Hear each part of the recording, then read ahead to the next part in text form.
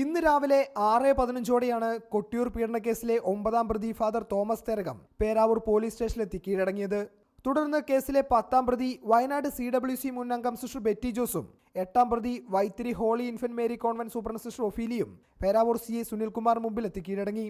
3 പ്രതികളും അഭിഭാഷകരോടൊപ്പം എത്തിയാണ് കീഴടങ്ങിയത്. 3 പേരെയും പോലീസ് വിശദമായി ചോദ്യം ചെയ്തു വരികയാണ്. ഇന്ന് തന്നെ പ്രതികളെ കോടതിയിൽ ഹാജരാക്കും. പ്രതികൾക്കെതിരെ ജാമ്യം ലഭിക്കാമെന്ന കുറ്റമേ ചുമത്തപ്പെട്ടിട്ടുള്ളൂവെന്ന് ഹൈക്കോടതി കഴിഞ്ഞ ദിവസം വിലയിരുത്തിയിരുന്നു. 3 പേരും സമർപ്പിച്ച മുൻകൂർ ജാമ്യാപേക്ഷ പരിഗണിക്കവെയാണ് പ്രതികളോട് അന്വേഷണ സംഘത്തിന് മുന്നിൽ കീഴടങ്ങാൻ ഹൈക്കോടതി നിർദ്ദേശിച്ചത്.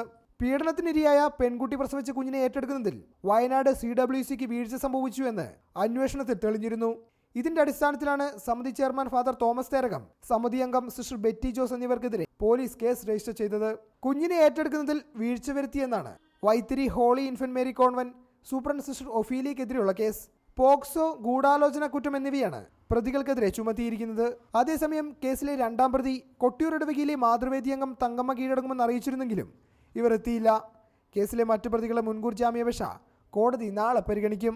റിപ്പോർട്ടർ, വയനാട്.